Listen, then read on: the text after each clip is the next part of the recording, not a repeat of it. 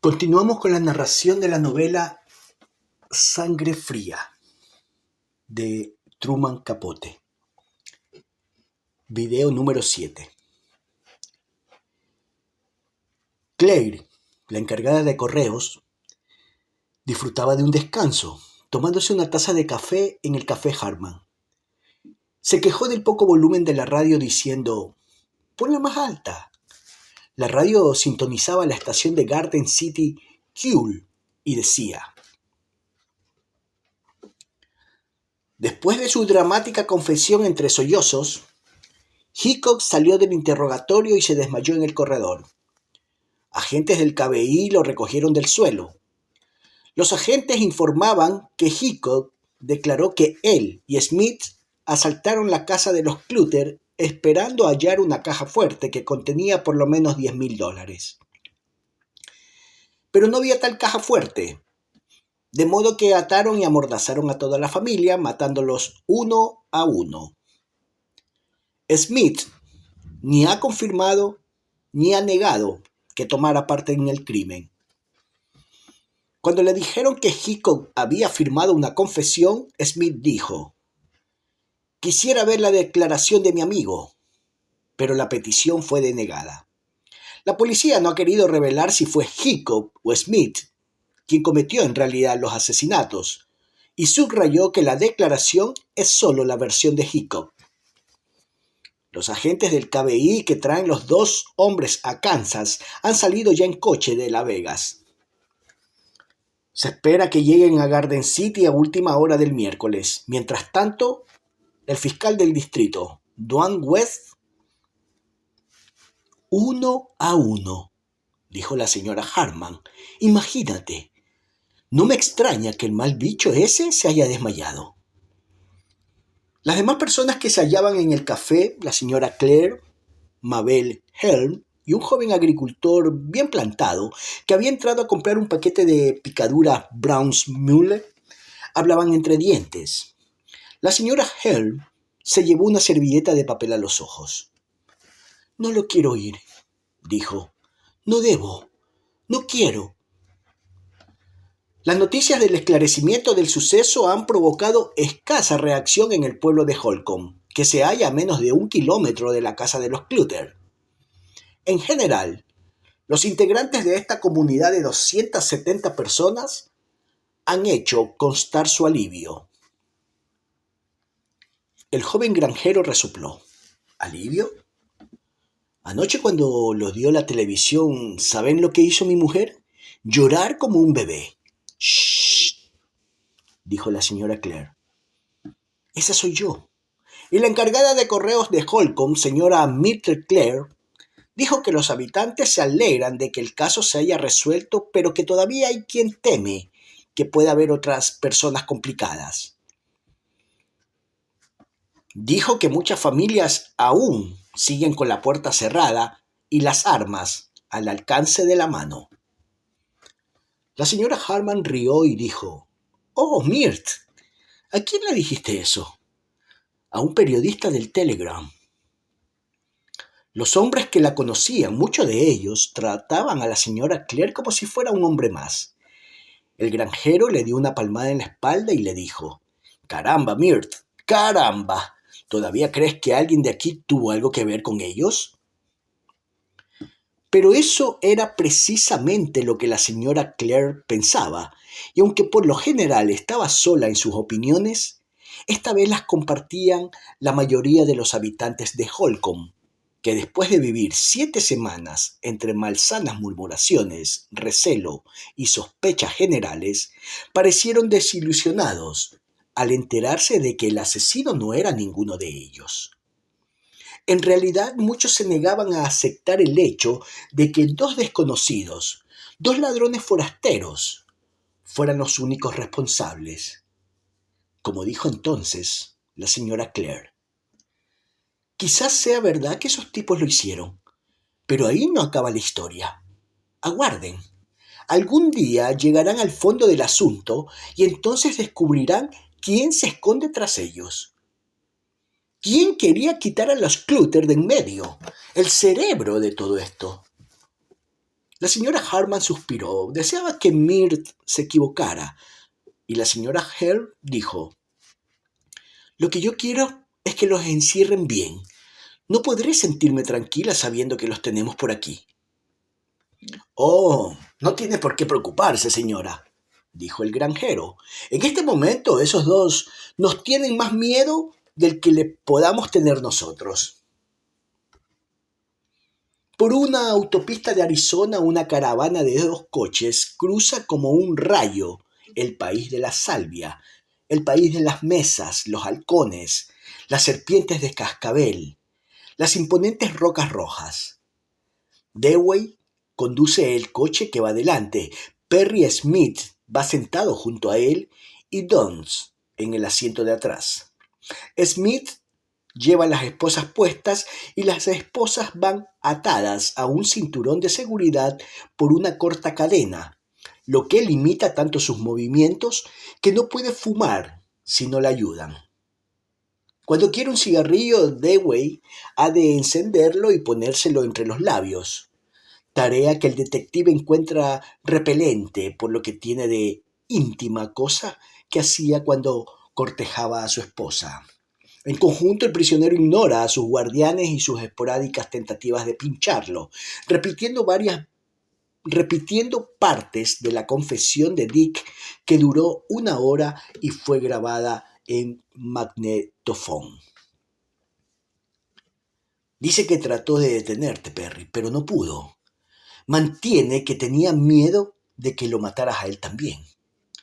O bien, sí, señor Perry, toda la culpa es tuya. Hickok dice que él no es capaz de matar ni las pulgas de un perro. Nada de esto, por lo menos exteriormente, le hace efecto a Perry. Sigue contemplando el paisaje, leyendo la publicidad de Burma Shave, contando los esqueletos de los coyotes que adornan las cercas de los ranchos.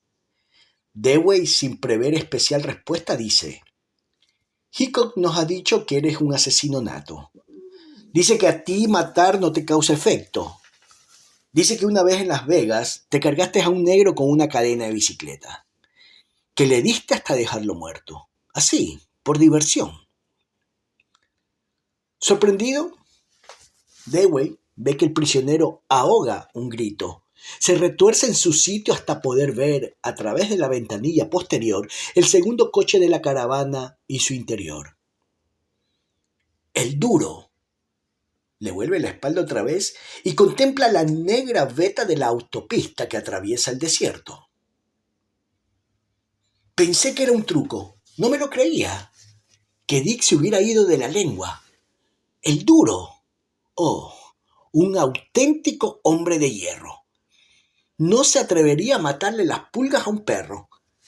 Se limitaría a atropellarlo. Escupe. No he matado jamás a ningún negro. Downs le da la razón. Ha estudiado los archivos de los homicidios no resueltos de Las Vegas y sabe que Smith es inocente de aquel delito en particular. Yo no he matado jamás a ningún negro, pero él lo creía. Lo he sabido siempre, que si nos pescaban, que si Dick de verdad cantaba, cantaba hasta la última cosa. Sabía que diría lo del negro. Escupe otra vez. ¿Así que Dick me tenía miedo? ¡Qué divertido! Me divierte mucho saberlo. Lo que no sabe es que por poco lo mato a él. Dewey enciende 2 cigarrillos, uno para el preso, otro para él. Cuéntanoslo, Perry. Smith fuma con los ojos cerrados y empieza. Lo estoy pensando. Quiero recordar exactamente cómo fue. Guarda silencio un buen rato y luego añade. Bueno. Todo empezó con una carta que recibí cuando estaba en Bull, Idaho. Sería en septiembre u octubre. Era una carta de Dick en la que me decía que tenía una breva a la vista. El golpe perfecto. No le contesté, pero volvió a escribirme apremiándome para que fuera a Kansas y diéramos el golpe juntos. Nunca me dijo la clase de golpe. solo que era una breva madura, de éxito seguro. La verdad era que yo tenía otra razón para estar en Kansas por entonces, un asunto personal que me guardo y que nada tiene que ver con todo esto. Solo que si no hubiera sido por eso, yo no hubiera vuelto. Pero lo hice.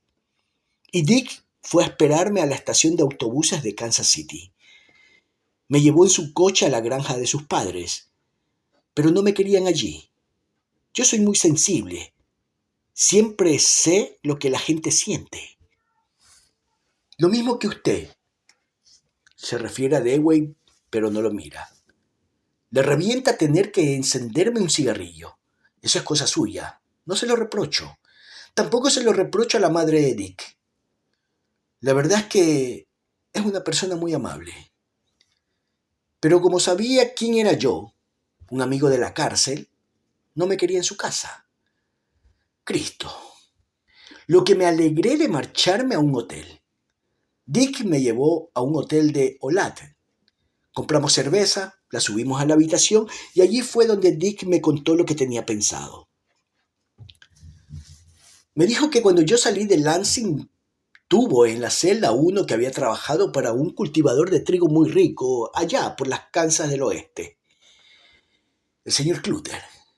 Sabía dónde estaba todo. Puertas, pasillos, dormitorios. Dijo que una de las habitaciones de la planta se usaba como despacho y que en ese despacho había una caja fuerte empotrada en la pared.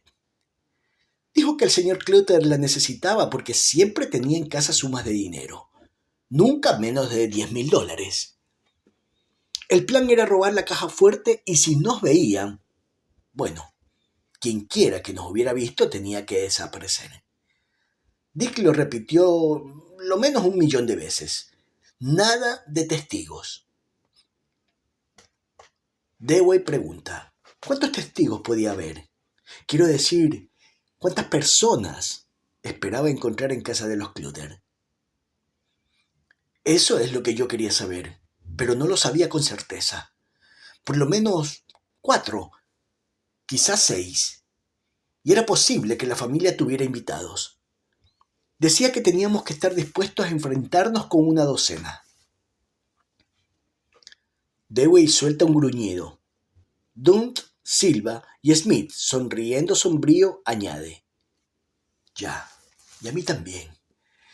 Me parecía un despropósito. 12 personas. Pero Dick decía que era una breva. Decía, entraremos allí y les reventaremos las cabezas contra las paredes. Yo estaba en un estado de ánimo de esos, de dejarse llevar. Pero, además, seré franco, tenía fe en Dick. Me había fijado en él porque me parecía muy práctico, muy masculino, y quería el dinero tanto como yo. Quería el dinero y poder marcharse a México, pero esperaba poder conseguirlo sin violencia. Me parecía que podía hacerse si usábamos máscaras. Tuvimos una discusión por eso. De camino, de camino para Holcomb, sí. Yo quería parar a comprar un par de medias de seda negra para ponernos en la cabeza, pero Dick creía que incluso con una media podían identificarlo, por el ojo.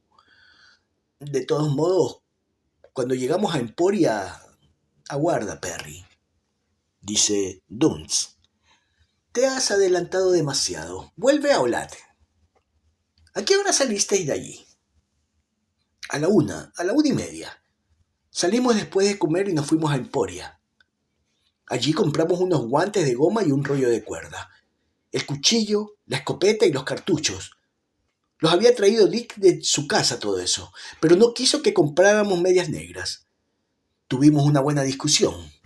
Al salir de Emporia en las afueras, pasamos por un hospital católico y yo le convencí de que parase y entrara a comprarles medias negras a las monjas. Pero él solo fingió intentarlo. Salió diciendo que no se las querían vender. Yo estaba convencido de que no había preguntado siquiera, y él mismo lo confesó diciendo que era una idea ridícula, que las monjas le hubieran tomado por loco. Así que no volvimos a parar hasta Great Bend. Allí compramos la cinta adhesiva. Cenamos allí, una cena de miedo. A mí me dio sueño. Cuando desperté estábamos llegando a Garden City. Parecía una ciudad de perros muertos. Paramos en una estación de gasolina a repostar. Dewey le pregunta si recuerda cuál. Creo que una Phillips 66. ¿Qué hora era? Hacia medianoche. Dick dijo que faltaban 10 kilómetros para Holcomb. El resto del camino se lo pasó hablando solo, diciendo que esto tendría que estar aquí y aquello allá, siguiendo las instrucciones que se sabía de memoria. Cuando atravesamos Holcomb, yo apenas me di cuenta. Era muy pequeño. Cruzamos una vía de tren. De pronto Dick exclamó: «Aquí es. Tiene que ser aquí». Era la entrada a un camino particular bordeado de árboles. Redujo la marcha y apagó las luces. No las necesitábamos, a causa de la luna. No había otra cosa en el cielo, ni una nube, nada, solo la luna llena. Era como si fuese pleno día, y cuando tomamos el paseo de árboles aquel, Dick dijo: «Fíjate qué propiedad, qué granero, qué casa. No me dirás que un tipo así no estará forrado». Pero a mí no me gustaba aquello. El ambiente era demasiado imponente. Aparcamos a la sombra de un árbol. Mientras estábamos allí sentados se encendió una luz. No la de la casa principal, sino a un centenar de metros, a la izquierda. Dick dijo que era la casa del peón. Lo sabía por el esquema. Pero dijo que estaba puñeteramente más cerca de la casa de lo que él suponía. Luego la luz se apagó. «Señor Dewey, ¿el testigo que usted menciona es él, el aparcero?» «No. Él no oyó nada, pero su mujer estaba cuidando un crío que tenía enfermo. Dijo que se habían pasado la noche entera de un lado para otro». «Un crío enfermo».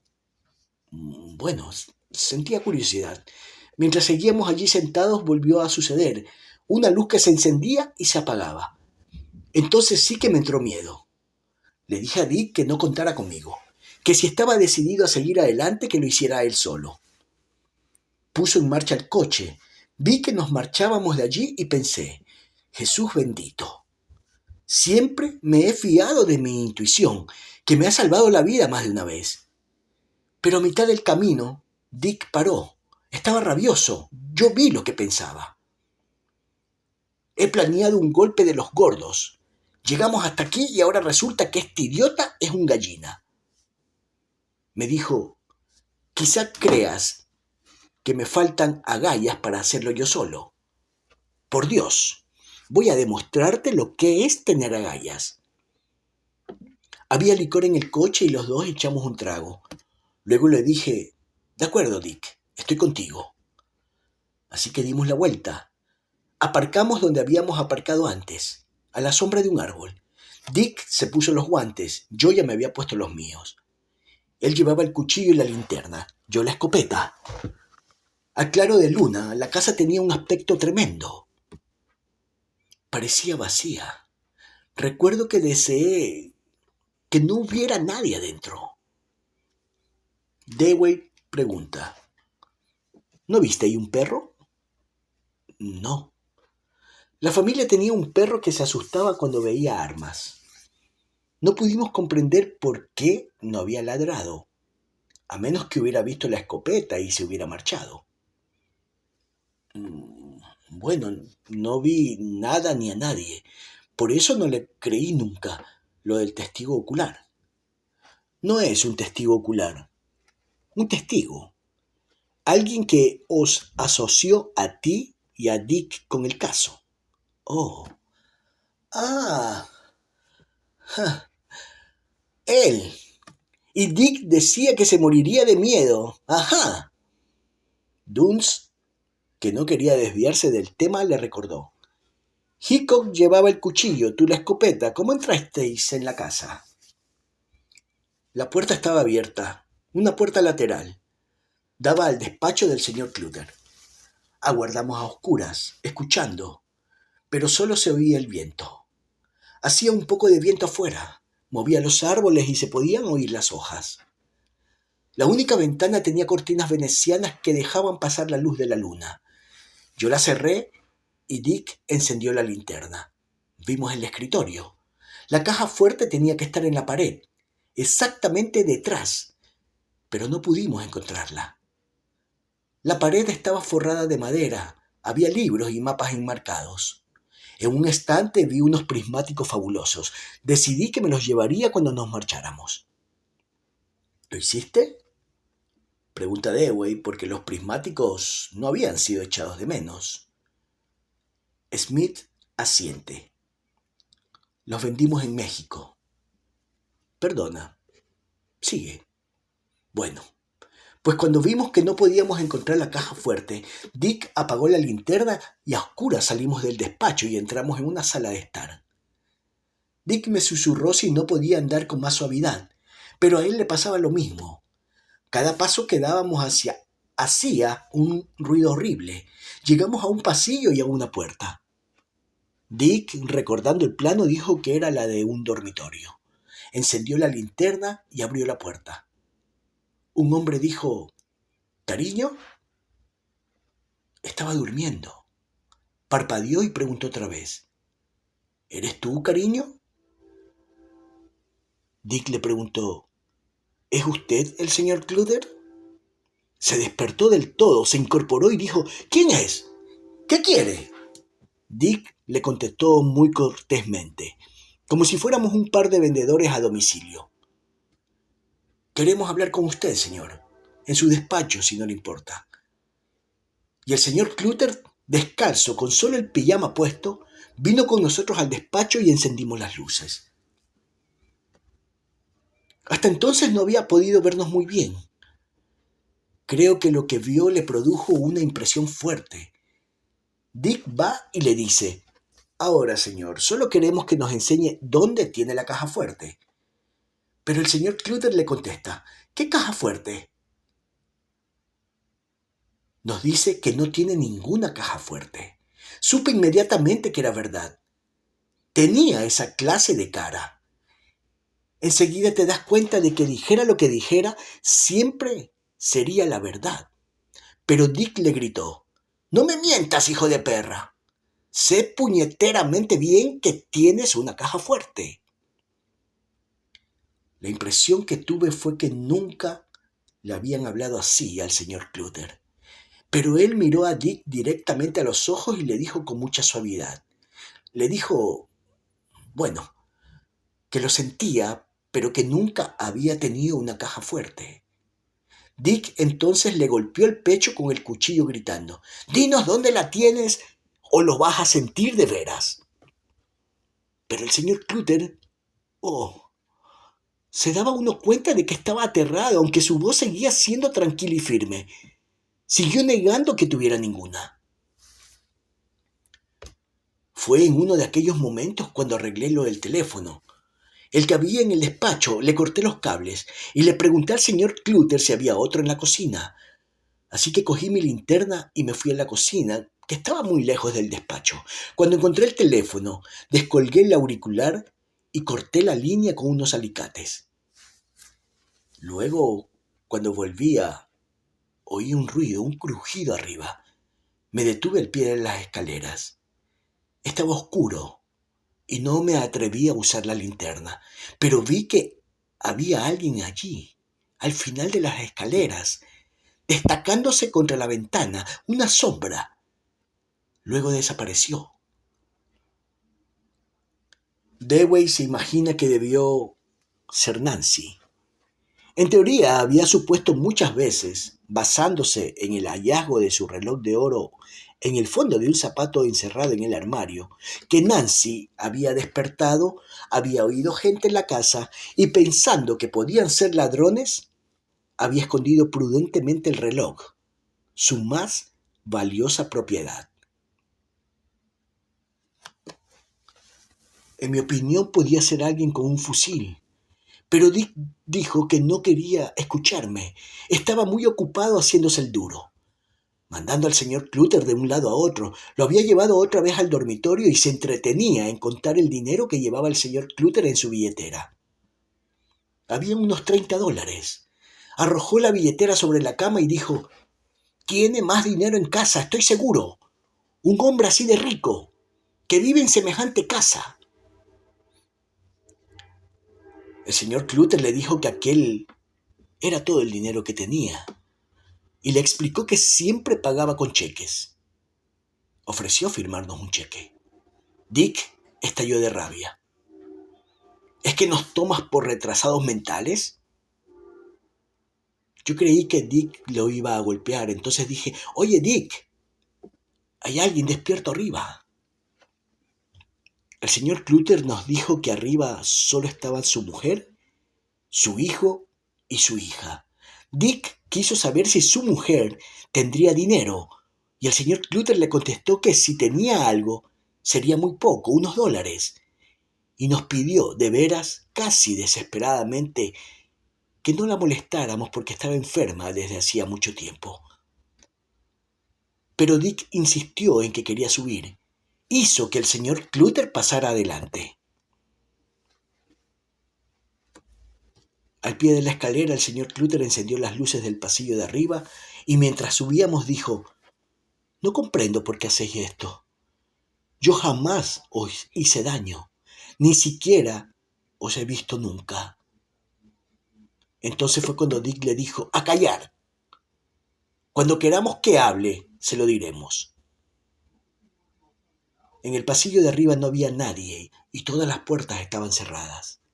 El señor Clutter señaló las habitaciones donde el hijo y la hija dormían y luego abrió la puerta de la habitación de su esposa.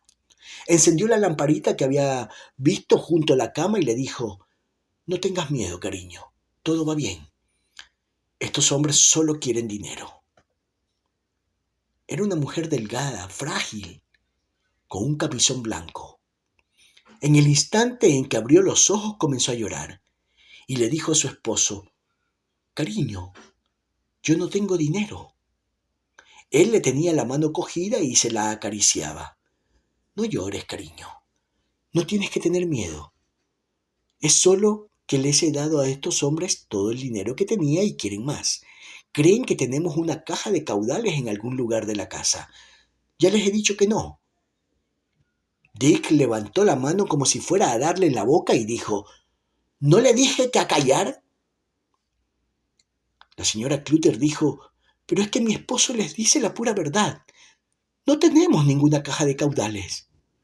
Y Dick le contestó: «Sé puñeteramente bien que hay una caja fuerte aquí, y la encontraré antes de salir de aquí. No se preocupen, ya la encontraré». Luego le preguntó a ella dónde tenía el bolso. El bolso estaba en un cajón de la cómoda. Dick lo volvió del revés y no encontró más que un poco de calderilla y un par de $. Le hice salir al pasillo porque quería discutir la situación, así que salimos de la habitación y le dije: «Dons le interrumpe para preguntarle si el señor y la señora Clutter podían oír la conversación». «No». Nos quedamos en la puerta para no perderlos de vista, pero hablábamos en voz muy baja. Le dije a Dick: «Esta gente está diciendo la verdad. El que mintió fue tu amigo Floyd Wells. No hay ninguna caja fuerte, así que larguémonos». Pero a Dick le daba demasiada vergüenza admitirlo. Dijo que solo lo admitiría cuando hubiéramos registrado la casa entera. Dijo que había que atarlos y entonces buscar con tiempo. No se podía discutir con él, estaba muy excitado. La gloria de tenerlos a todos a su merced, eso es lo que lo excitaba. Bueno, había un cuarto de baño junto a la alcoba de la señora Clutter. La idea era encerrar a los padres en aquel cuarto de baño, despertar después a los hijos y meterlos allí también. Luego hacerlos salir uno a uno y atarlos en distintas dependencias de la casa. Y luego Dick dijo: «Cuando hayamos encontrado la caja fuerte, les cortaremos el pescuezo. No podemos disparar porque haríamos demasiado ruido». Perry frunce el ceño, se frota las rodillas con sus manos esposadas. «Déjeme pensar un momento, porque al llegar aquí Las cosas se ponen un poco complicadas. Ahora recuerdo. Sí, sí, saqué una silla al pasillo y la metí en el cuarto de baño, para que la señora Clutter pudiera sentarse, ya que habían dicho que estaba enferma. Cuando los encerramos, la señora Clutter lloraba y decía, por favor, no hagan daño a nadie. Por favor, no le hagan daño a mis hijos. Y su marido que la abrazaba diciendo, cariño, esos hombres no quieren hacerle daño a nadie. Todo lo que quieren es dinero. Fuimos a la habitación del hijo. Estaba despierto, echado en la cama como si tuviera miedo de moverse. Dick le dijo que se levantara, pero no se movió, o no se movió lo bastante deprisa. Y entonces Dick le pegó un puñetazo. Lo hizo saltar de la cama y yo dije, no tienes por qué pegarle, Dick. Y al chico le indiqué que se pusiera los pantalones porque solo llevaba una camiseta. Se puso unos tejanos y acabábamos de encerrarlo en el cuarto de baño cuando apareció la hija. Había salido de su habitación. Iba completamente vestida, como si hiciera rato que estaba despierta. Bueno, llevaba calcetines y zapatillas, un kimono y el pelo recogido en un pañuelo. Intentaba sonreír y dijo, «Santo Dios, ¿qué ocurre? ¿Es alguna broma?» Aunque no creo que imaginara que aquello fuera una broma, sobre todo cuando vio que Dick abría la puerta del baño y la empujaba dentro. Dewey los imagina. La familia prisionera, mansa y asustada, pero sin sospechar su destino. Herb no podía haberlo sospechado. Hubiera luchado. Era un hombre amable pero fuerte y nada cobarde. Herb, su amigo Elvin Dewey, estaba convencido. Hubiera luchado hasta la muerte, defendiendo la vida de Bonnie y de sus hijos. Dick montó guardia en la puerta del baño mientras yo hacía un reconocimiento. Exploré la habitación de la hija y hallé un pequeño monedero como de muñeca. En el interior había $1 de plata. Se me cayó y rodó por la habitación. Fue a parar debajo de una silla. Tuve que ponerme de rodillas. En aquel momento fue como si me viese a mí mismo desde fuera, como si me viera en una película. Aquello me hizo sentir mal. Me asqueaba Dick y toda aquella cháchara acerca de la caja fuerte, de un hombre riquísimo, y yo arrastrándome de bruces para robar $1 de plata a una niña. $1. Y me arrastraba para cogerlo. Perry se estruja en las rodillas, pide aspirina a los detectives, agradece a Dunst la que le da, la mastica y sigue hablando. Pero hay que tomar las cosas como vienen. Tomar lo que haya. Registré la habitación del hijo también. Ni un céntimo, pero había una pequeña radio portátil y decidí llevármela. Entonces recordé los prismáticos que había visto en el despacho del señor Clutter. Bajé a buscarlo. Llevé la radio y los prismáticos al coche. Hacía frío y el viento me hicieron bien. La luna tan clara que se podía ver a kilómetros y kilómetros. Y pensé, ¿por qué no te largas? Te largas hasta la autopista y esperas a que alguien te lleve. Jesús no quería volver a la casa. Y sin embargo, ¿cómo podría explicarlo?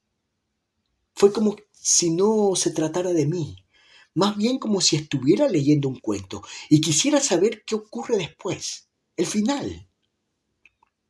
Así que volví arriba. Y entonces, a ver, sí. Entonces fue cuando los atamos. Clutter fue el primero. Le dijimos que saliera del cuarto de baño y le atamos las manos. Luego lo hice bajar hasta el sótano. Dewey dice, ¿solo y desarmado? Llevaba la navaja. Dewey dice, ¿y Hickok se quedó arriba de guardia? Para tenerlos quietos. Además, yo no necesitaba ayuda. Manejo cuerdas desde que nací. Dewey dice, ¿Llevabas la linterna o encendiste la luz que había en el sótano? Las luces. El sótano estaba dividido en dos. Una parte parecía un cuarto de estar. Lo llevé a la otra, a la de la caldera. Vi una caja de cartón muy grande apoyada contra la pared. Una caja de colchón. Bueno, me parecía bien pedirle que se echara en el suelo frío y entonces arrastré la caja hasta allí. La aplané y le dije que se tumbara encima. El conductor mira a su colega a través del retrovisor. Atrae su atención y Duns mueve un poco la cabeza como dándole la razón. Dewey había sostenido siempre que la caja del colchón había sido colocada en el suelo para mayor comodidad del señor Clutter, y observando otros detalles por el estilo, otras fragmentarias indicaciones de irónica y errática compasión, el detective había supuesto que por lo menos uno de los asesinos no carecía totalmente de misericordia. Le até los pies y luego las manos a los pies. Le pregunté si le apretaba mucho y me dijo que no, pero me pidió por favor que no le hiciera nada a su mujer. No había necesidad de atarla porque no iba a gritar ni a escaparse de la casa. Me dijo que hacía años y años que estaba enferma y que empezaba a encontrarse mejor, pero que un susto así podía producirle una recaída. Ya sé que no es como para reírse, pero no pude evitarlo, oyéndole hablar de una recaída. A continuación bajé al hijo. Primero lo puse en la misma habitación con su padre. Le até las manos a una tubería que había en el techo, pero pensé que no era muy seguro. Podía desatarse y desatar a su padre o viceversa. Por eso corté la cuerda y lo llevé al cuarto de estar, donde había un cómodo diván. Le até los pies a las patas del diván, le até las manos y luego le pasé un nudo corredizo alrededor del cuello de modo que si se movía, se ahorcaba él mismo. Mientras trabajaba, puse la navaja sobre... Bueno, era una cómoda de cedro recién barnizada. Todo el sótano olía a barniz, y el caso es que me pidió que no pusiera la navaja allí. La cómoda era un regalo de boda que él había hecho para no sé quién, para una hermana, creo que dijo. Cuando me marchaba tuvo un acceso de tos, así que le puse un cojín debajo de la cabeza. Entonces apagué la luz. Dewey dice, ¿pero no les tapaste la boca con cinta adhesiva? No, eso fue después, cuando até a las mujeres, cada cual en su habitación. La señora Clutter seguía llorando y al mismo tiempo preguntaba por Dick. No le gustaba nada, pero me dijo que yo le parecía un joven decente.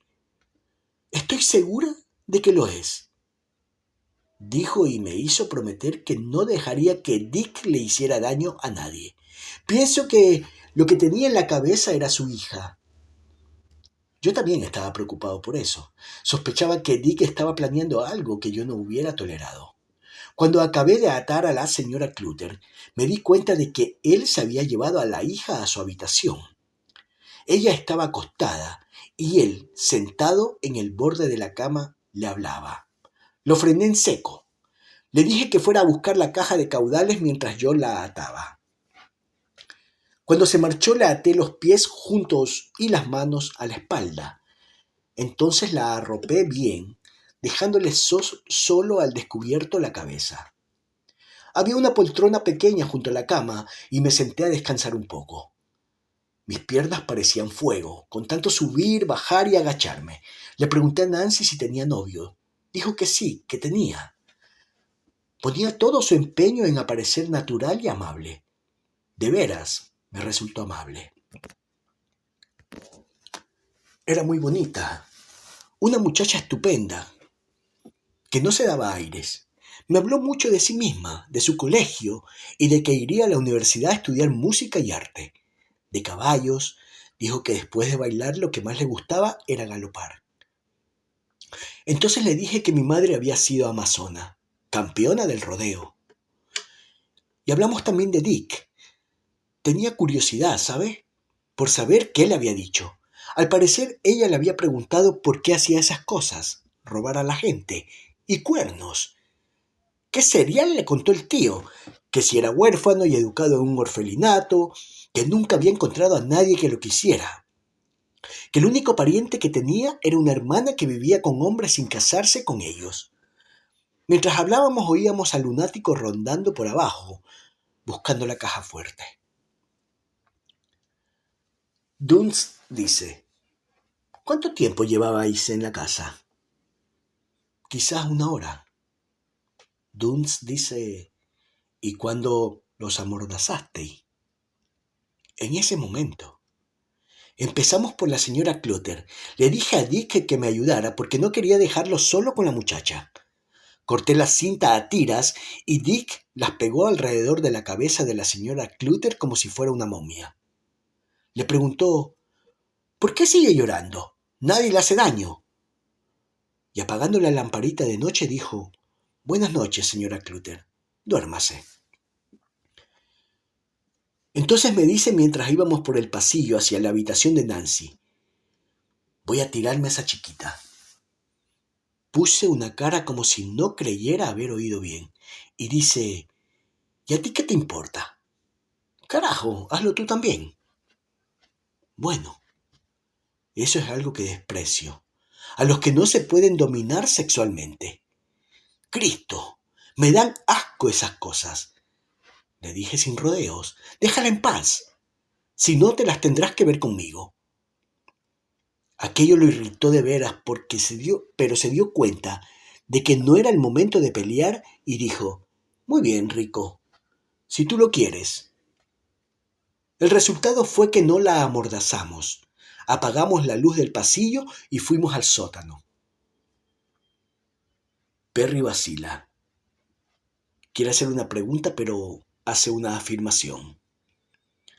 Apuesto que nunca dijo que quería violar a la chiquilla. Dewey lo admite, pero añade que, salvo por la versión expurgada de su propia conducta, la historia de Hickok coincide con la de Smith. Varían algunos detalles. El diálogo no es idéntico, pero en sustancia los dos relatos, por lo menos hasta entonces, se corresponden. Puede, pero ya sabía que no había contado lo de la chica. Hubiera apostado la camisa. Dunst dice: Perry, he venido prestando atención a las luces. Si no me equivoco, cuando apagasteis la luz de arriba, la casa se quedó completamente a oscuras. En efecto, y no las volvimos a encender, solo la linterna. Cuando fuimos a amordazar al señor Clutter y al chico, la linterna la llevaba él. Antes de que lo amordazara, el señor Clutter me preguntó, y esas fueron sus últimas palabras. Quiso saber cómo estaba su mujer, si estaba bien. Yo le dije que sí, que muy bien, que estaba a punto de dormirse. Y le dije también que no faltaba mucho para la mañana, que entonces alguien los encontraría y que entonces todo, Jock, yo y Dick y todo aquello, les parecería un sueño. Y no es que le estuviera tomando el pelo. Yo no quería hacerle daño a aquel hombre. A mí me parecía un señor muy bueno, muy cortés. Lo pensé así hasta el momento en que le corté el cuello. Aguarde. He perdido el hilo. Perry tuerce el gesto, se frota las rodillas, las esposas tintinean. Después, ¿sabe? Después de amordazarles, Dick y yo nos fuimos a un rincón para hablar. Recuerden que Dick y yo habíamos tenido diferencias. Se me revolvía el estómago al pensar que había sentido admiración por él, que me había tragado todas sus fanfarronadas. Le dije: bueno, Dick, ¿no sientes escrúpulos? No me contestó. Le dije: déjalos vivos, y no será poco lo que nos echen. 10 años como mínimo. Tenía el cuchillo en la mano. Se lo pedí y me lo entregó. Le dije: muy bien, Dick, vamos allá. Pero yo no quería decir esto. Yo solo quería fingir que le tomaba la palabra, obligarlo a disuadirme, forzarlo a admitir que era un farsante y un cobarde. ¿Sabe? Era algo entre Dick y yo. Me arrodillé junto al señor Clutter y el daño que me hizo me recordó aquel maldito dólar. El dólar de plata. Vergüenza. Asco. Y ellos me habían dicho que no volviera nunca a Kansas, pero no me di cuenta de lo que había hecho hasta que oí aquel sonido, como de alguien que se ahoga, que grita bajo el agua. Le di la navaja a Dick y le dije, acaba con él, te sentirás mejor. Dick probó o fingió que lo hacía, pero el hombre aquel tenía la fuerza de 10 hombres, se había soltado y tenía las manos libres. A Dick le entró pánico, quería largarse de allí, pero yo no lo dejé. El hombre iba a morir de todos modos, ya lo sé, pero no podía dejarlo así. Le dije a Dick que cogiera la linterna y le enfocara. Cogí la escopeta y apunté. La habitación explotó, se puso azul. Se incendió. Jesús. Nunca comprenderé cómo no oyeron el ruido a 30 kilómetros a la redonda. Los oídos de Dewey resuenan tanto que su ruido lo ensordece y deja de oír el cuchicheo de la empalagosa voz de Smith. Pero la voz sigue oyéndose, expulsando una andanada de sonidos e imágenes. Hickok a la casa del cartucho, deprisa, deprisa. La cabeza de Kenyon en un círculo de luz, el murmullo de súplicas amortiguadas, luego otra vez Hickok buscando a toda prisa el cartucho vacío. La habitación de Nancy, Nancy oyendo las botas en la escalera de madera, el crujir de los peldaños mientras suben por ella.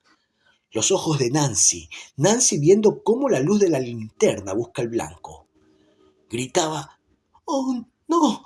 ¡No, por favor, no! ¡No, no lo haga! Se lo suplico, no lo haga, por favor!». Le di la escopeta a Dick y le dije que ya había hecho todo lo que podía hacer. Apuntó y ella se volvió hacia la pared. El pasillo a oscuras. Los asesinos corriendo hacia la última puerta. Quizá, después de oír cuánto había oído. Bonnie se alegró de oír los pasos que se acercaban rápidos. Pescar el último cartucho fue un lío. Dick tuvo que meterse debajo de la cama para cogerlo. Luego cerramos la puerta de la habitación de la señora Clutter y bajamos al despacho. Aguardamos allí lo mismo que al llegar. Miramos por las venecianas para ver si el aparcero andaba por allí o cualquiera que hubiera podido oír los gritos. Pero todo estaba como antes, ni un rumor. El viento únicamente, y Dick resoplando como si lo persiguieran los lobos. Fue entonces en aquellos escasos segundos antes de que corriéramos hacia el coche y nos marcháramos. Entonces fue cuando decidí que lo mejor que podía hacer era cargarme a Dick. Me había repetido una y otra vez, me había machacado aquello de nada de testigos. Y pensé, él es un testigo. No sé qué me detuvo. Sabe Dios que debía hacerlo. Matarlo de un balazo. Meterme luego en el coche y no parar hasta perderme en México. Silencio. Durante más de 15 kilómetros, los tres hombres guardaron silencio.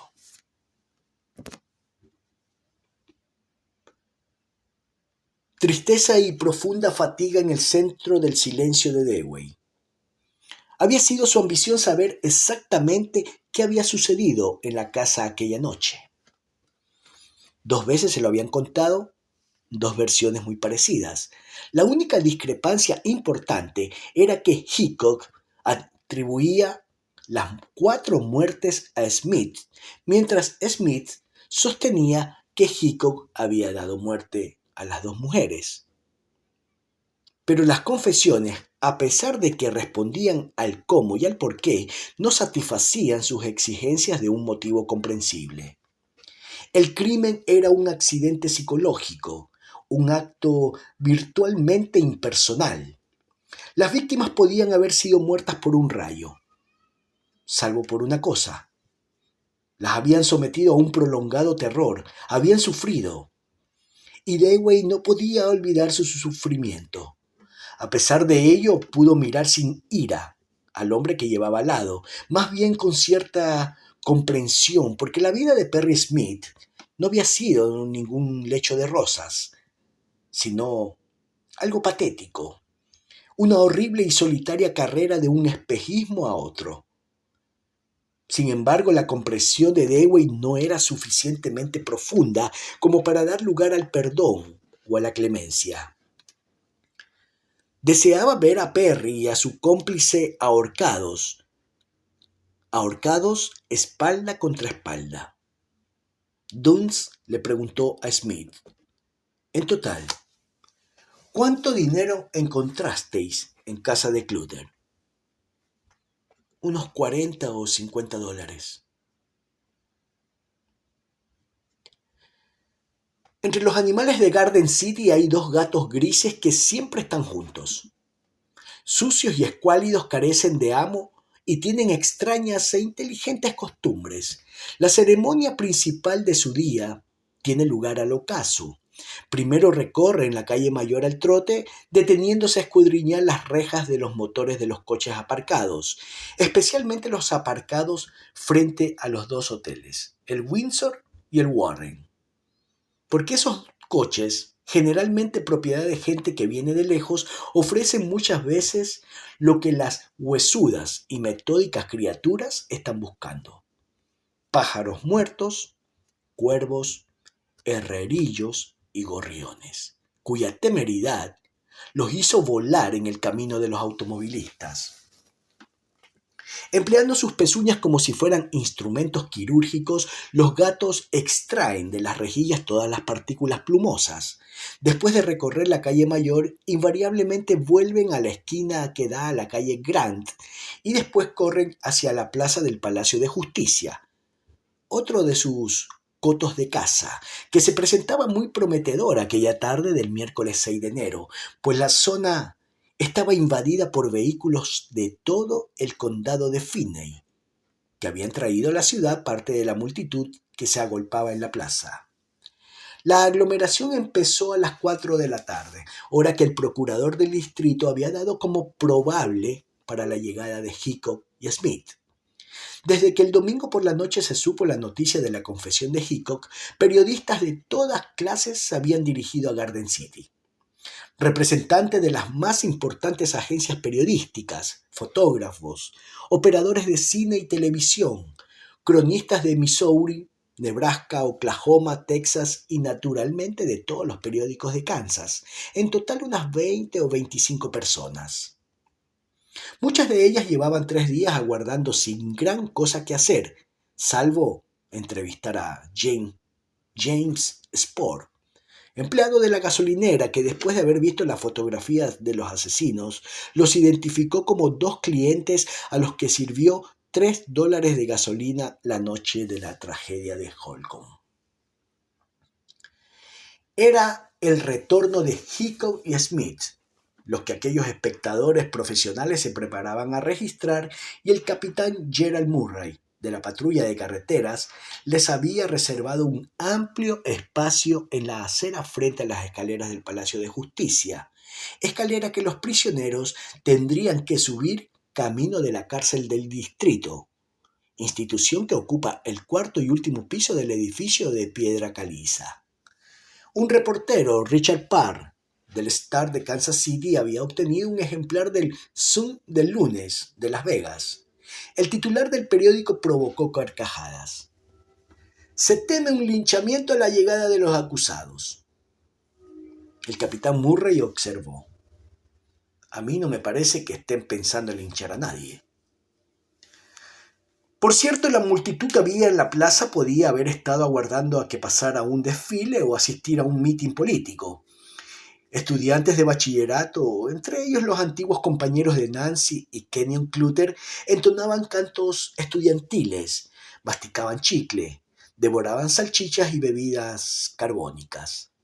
Las madres acallaban los llantos de sus hijos. Los hombres se paseaban con niños al hombro. Estaban presentes también los niños exploradores, toda una tropa. Los socios de un club femenino de bridge, mujeres de edad madura, llegaron en masa. El señor J. P. Adams, jefe de la oficina local del Círculo de Veteranos, apareció con una indumentaria de corte tan atrevido que un amigo le gritó: «¡Hey, Jap! ¿Qué haces vestido de mujer?». Porque el señor Adams, en sus prisas por no perderse la escena, se había puesto involuntariamente el abrigo de su secretaria. Un cronista de la radio que rondaba por entre el público preguntaba a unos y a otros cuál era, en su opinión, el castigo que merecían los autores de tan vil y cobarde acción. Y si bien la mayoría de los interrogados contestaba «¡Caramba!» o «¡Vaya!», hubo un estudiante que respondió: «Creo que deberían encerrarlos juntos a los dos en la misma celda durante el resto de sus vidas, sin permitir jamás una visita. Tenerlos allí, contemplándose mutuamente hasta el día de su muerte». Y un hombrecillo fuerte y erguido dijo: «Yo soy partidario de la pena de muerte. Como dice la Biblia, ojo por ojo. Y aún así nos quedamos cortos de 2 pares». Mientras duró el sol, el día había sido seco y cálido, como de octubre y no de enero. Pero cuando el sol se puso, cuando las sombras de los gigantescos árboles de la plaza se confundieron y entremezclaron, el frío y la oscuridad dejaron aterida a la multitud. La dejaron aterida y la dispersaron.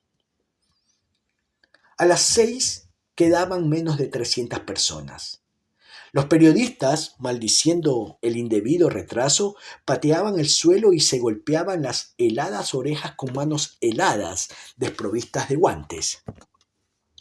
De pronto se alzó un murmullo en la parte sur de la plaza. Los coches llegaban. Aunque ninguno de los periodistas había previsto violencias, varios habían predicho gritos injuriosos. Pero cuando la muchedumbre vio a los asesinos con su escolta de patrulleros con uniforme azul, guardó silencio, como sorprendida al descubrir que tenían forma humana. Los hombres esposados, pálidos y parpadeando cegados, brillaban a la luz de las bombillas de los flashes y los reflectores. Los fotógrafos subieron 3 tramos de escalera en persecución de los detenidos y la policía, que se metían en la casa de justicia y fotografiaron la puerta de la cárcel, se cerró la puerta de un solo portazo. No quedó nadie, ni la gente de prensa ni ninguno de los habitantes de la ciudad. Casas calientes, cenas calientes los reclamaban y se fueron apresurados, dejando la fría plaza a los 2 gatos grises. También el milagroso otoño desapareció. La primera nevada del año empezó a caer.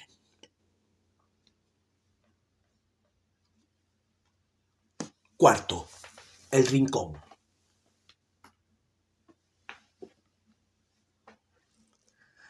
La austeridad correccional y una alegre atmósfera doméstica coexisten en el 4º piso del Palacio de Justicia del Condado de Finney. La prisión del condado proporciona la primera cualidad.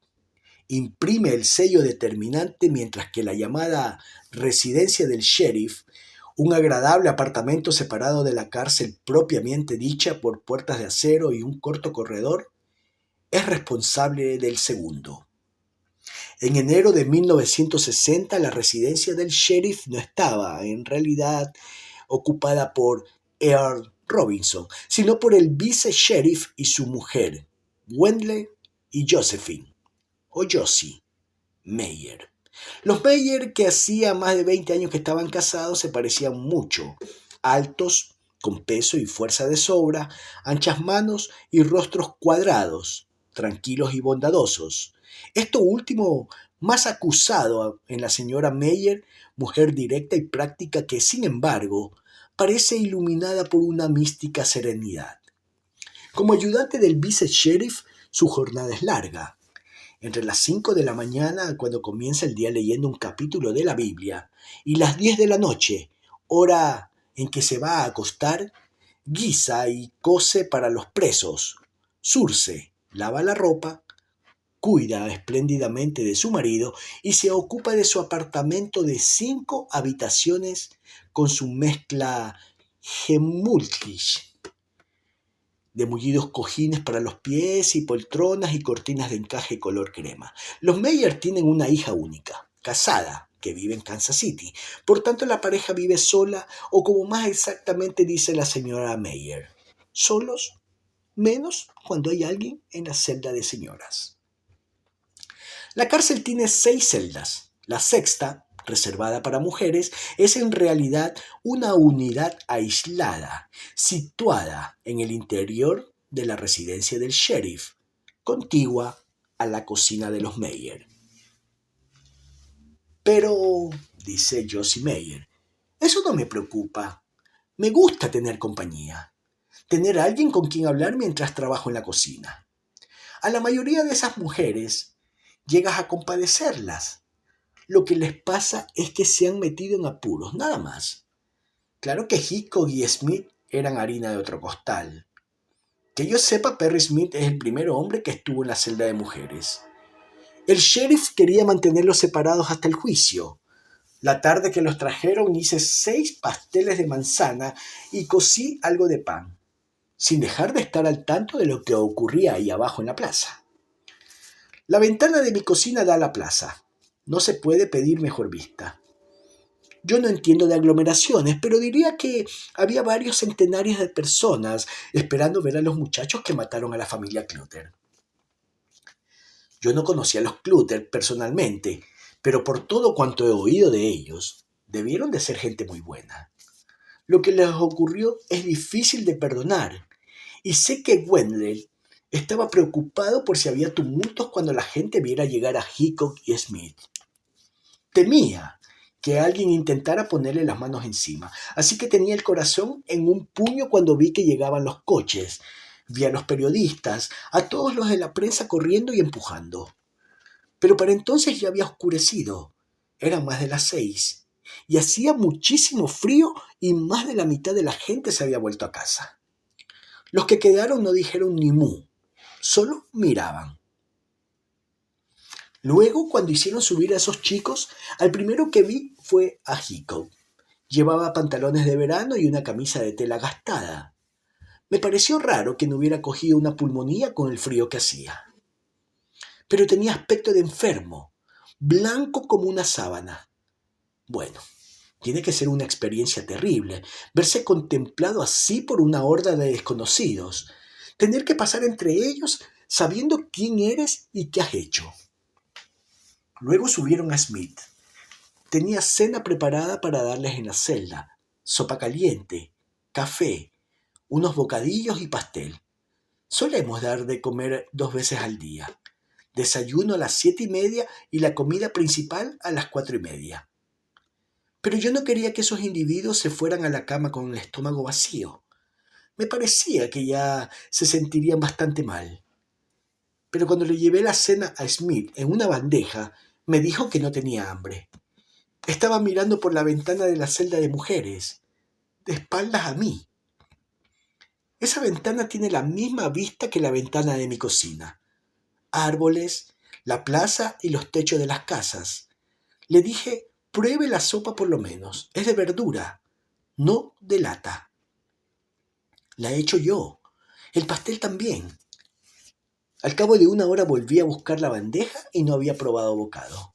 Seguía en la ventana, como si no se hubiera movido. Nevaba y recuerdo que le dije que era la primera nevada del año y que hasta entonces habíamos tenido un largo y maravilloso otoño. Y ahora había llegado la nieve. Le pregunté luego si había algún plato que le gustase en especial. Si me lo decía, se lo haría al día siguiente. Se dio la vuelta y me miró, receloso, como si estuviera burlándome de él. Después dijo algo de una película. Hablaba tan bajo, como en un susurro. Quería saber si yo había visto una película. No me acuerdo cómo se llamaba y de todos modos no la había visto. No me gusta mucho el cine. Dijo que la película pasaba en tiempos de la Biblia y que había una escena en que tiraban a un hombre por un balcón y caía sobre una multitud de hombres y mujeres que lo hacían pedazos. Y dijo que había pensado en eso cuando vio la gente en la plaza, en el hombre destrozado, y la idea de que quizá fuera aquello lo que iban a hacerle. Me dijo que le había entrado tanto pánico que todavía le dolía el estómago. Por eso no podía comer. Claro está que se equivocaba y yo se lo dije, que nadie iba a hacerle daño por mucho que llevara en la conciencia. La gente de por acá no son así. Hablamos un poco, era muy tímido, pero al cabo de un rato dijo, lo que me gusta mucho es el arroz a la española. Así que le prometí que lo haría, y sonrió un poco y yo me dije que, bueno, no era lo peor que yo había visto. Aquella noche, después de acostarme, se lo dije también a mi marido, pero Wendell soltó un bufido. Wendell fue uno de los primeros que entró en la casa cuando descubrieron el crimen. Dijo que le hubiese gustado que yo hubiera estado allí, en casa de los Clutter, cuando encontraron los cuerpos. Entonces hubiera podido juzgar por mí misma lo amable que era el señor Smith. Él y su amigo Hickok. Dijo que eran capaces de sacarme el corazón sin parpadear. No se podía negar. No, habiendo 4 muertos. Y me quedé despierta pensando si a ellos dos les resultaría molesta la idea de aquellas 4 tumbas. Pasó un mes y otro con nevadas casi a diario. La nieve blanqueó el paisaje color trigo. Se acumuló en las calles de la ciudad. La silenció. Las ramas más altas de un olmo cargado de nieve rozaban la ventana de la celda de mujeres.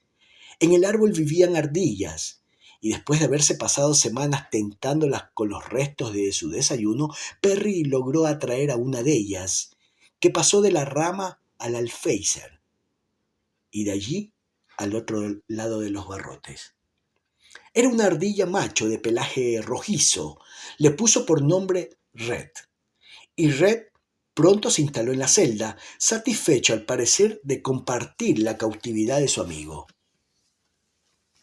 Perry le enseñó varios trucos: a jugar con una pelota de papel, a pedir, a treparse en su hombro. Todo eso le ayudaba a pasar el tiempo, pero al preso le quedaban aún muchas horas libres.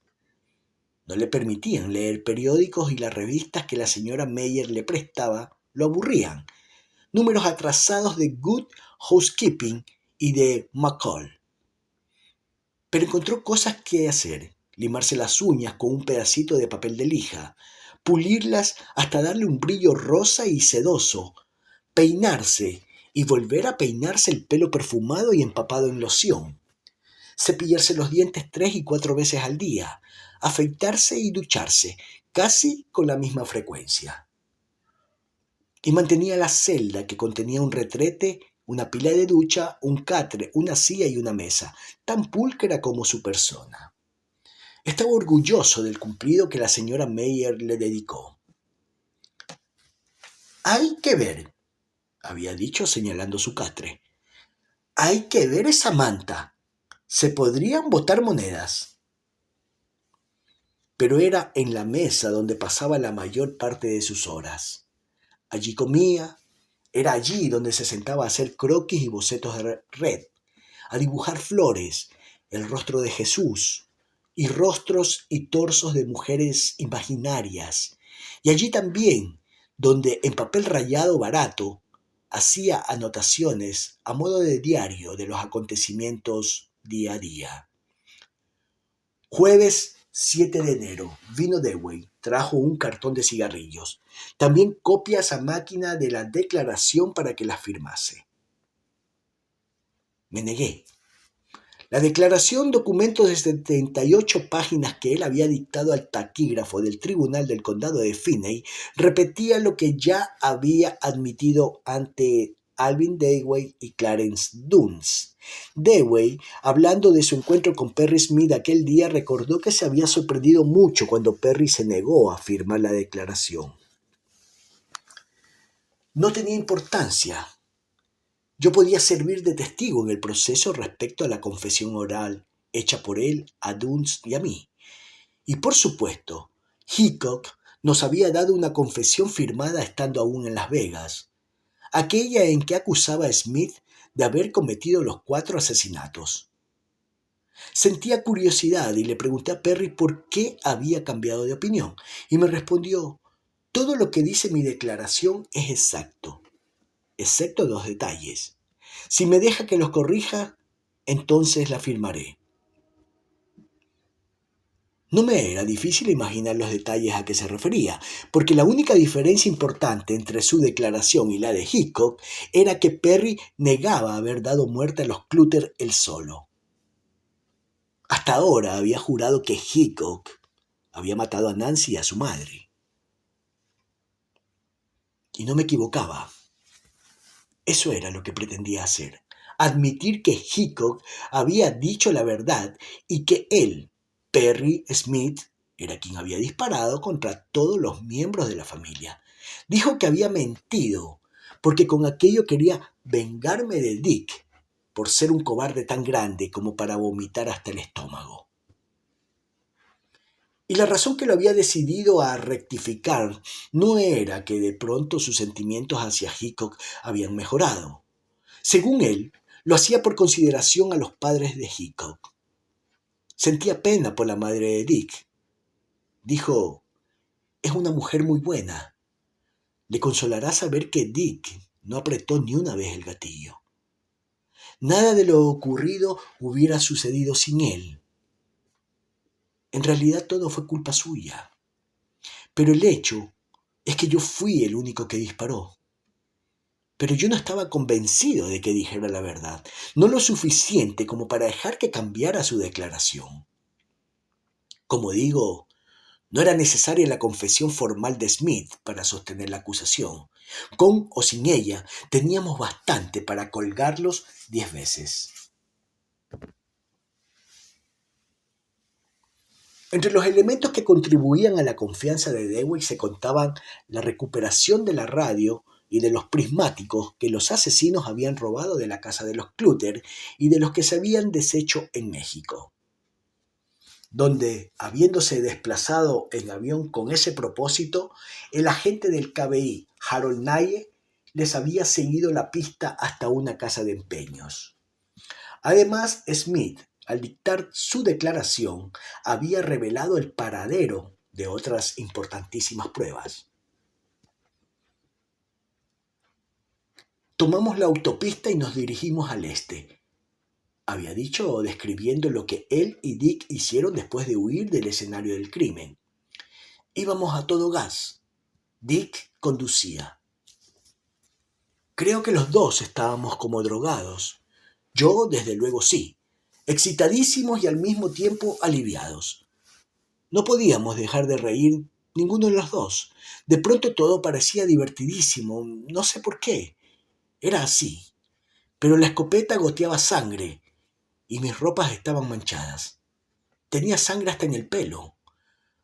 Así que nos metimos en una carretera comarcal y la seguimos por lo menos 15 kilómetros hasta que nos hallamos en plena pradera. Oíamos a los coyotes.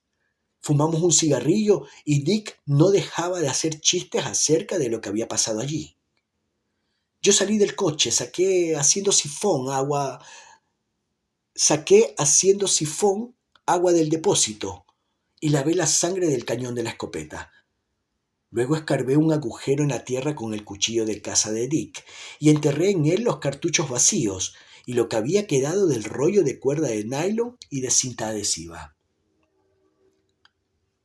Luego seguimos hasta llegar a la Nacional 83, que tomamos rumbo hacia el este, hacia Kansas City y Olathe. Al amanecer, Dick paró el coche en uno de esos espacios destinados a comida, eso que llaman zonas de recreo que tienen fogones. Encendimos fuego y quemamos algunas cosas como los guantes que habíamos usado y mi camisa. Dick dijo que le gustaría tener un buey entero para asar, porque en su vida había tenido tanta hambre. Era casi mediodía cuando llegamos a Olathe. Dick me dejó en mi hotel y él se fue a su casa para la comida del domingo en familia. Sí, se llevó el cuchillo, la escopeta también. Agentes del KBI enviados a casa de Hickok encontraron el cuchillo en una caja con utensilios de pesca y la escopeta, tranquilamente apoyada contra la pared de la cocina. El padre de Hickok, que se negaba a creer que su chico hubiese tomado parte en un crimen tan espantoso, insistió en que la escopeta no había salido de casa desde la primera semana de noviembre y por lo tanto no podía ser el arma del crimen. En cuanto a los cartuchos vacíos, la cuerda y la cinta adhesiva fueron recuperados con la ayuda de Virgil Pietz, empleado de carreteras del distrito, quien, trabajando con una niveladora en la zona, rastreó el terreno centímetro a centímetro hasta descubrir los objetos enterrados. Con ello los últimos cabos sueltos quedaron atados. El KBI había reunido unas pruebas irrefutables, pues el examen determinó que los cartuchos habían sido disparados por la escopeta de Hickok y que los restos de cuerda y cinta correspondían a la misma pieza que fue empleada para atar a las víctimas y reducirlas al silencio. Lunes 11 de enero. Tengo un abogado, el señor Fleming, un viejo de corbata roja. El tribunal, informado de que los acusados no tenían fondos para costearse asistencia legal, representado por el juez Roland H. Tate, nombró como representantes suyos dos abogados del lugar, Arthur Fleming y Harrison Smith. Fleming, 71 años, antiguo alcalde de Garden City, hombre pequeño que anima su aspecto nada sensacional con vistosas corbatas. Se resistía a aceptar el nombramiento. No deseo encargarme del caso, le dijo el juez, pero si el tribunal juzga conveniente designarme, entonces, naturalmente, no tengo otra alternativa. El abogado de Hickok, Harrison Smith, de 45 años y 1,80 m de altura, jugador de golf de alto nivel, aceptó la tarea con talante resignado. Alguien tiene que hacerlo, y yo lo haré lo mejor que pueda, aunque dudo que eso aumente mi popularidad por estos contornos. Viernes 15 de enero. La señora Meyer tenía la radio encendida en la cocina y oí que el fiscal del distrito pedirá pena de muerte. A los ricos no los ahorcan nunca, solo a los pobres y sin amigos. En su declaración a la prensa, el fiscal del distrito, Dwayne West, joven ambicioso de 28 años que por su gran porte aparenta 40 y hasta a veces 50, dijo: si el caso pasa ante jurado, yo pediré a los jurados que los declaren culpables, que los declaren reos de muerte. Si los defensores renuncian a un proceso ante jurado y presentan al juez declaración de culpabilidad, pediré al juez que dicte pena de muerte. Ya sabía que tendría que tomar una decisión al respecto, y no he llegado a semejante decisión con ligereza. Creo que dada la violencia del crimen y la absoluta falta de misericordia demostrada por los asesinos, el único modo de conseguir que el público se sienta totalmente protegido es decretar pena de muerte contra esos acusados. Y ello es cierto especialmente en Kansas, donde no existe cadena perpetua sin posibilidad de conseguir la libertad bajo palabra. En la práctica, los sentenciados a cadena perpetua no permanecen en la cárcel más de 15 años. Miércoles 20 de enero.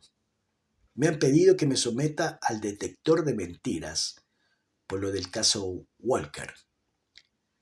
Casos como el de los Clutter, crímenes de semejante magnitud, despiertan el interés de los hombres de leyes en todas partes, en especial los que tienen a su cargo la investigación de crímenes similares todavía sin resolver, porque siempre es posible que al solucionarse un misterio pueda a la vez resolverse otro. Entre los muchos funcionarios que se interesaban por los acontecimientos de Garden City figuraba el sheriff de Sarasota County, Florida, distrito al que pertenece Osprey, un pueblo pesquero cercano a Tampa y escenario, solo un mes después de la tragedia Clutter, del cuádruple asesinato en un aislado rancho, que Smith había leído en un diario de Miami el día de Navidad. Las víctimas eran también los 4 miembros de la familia, un joven matrimonio, Clifford Walker, señora, sus 2 hijos, niño y niña, todos ellos muertos de un escopetazo en la cabeza.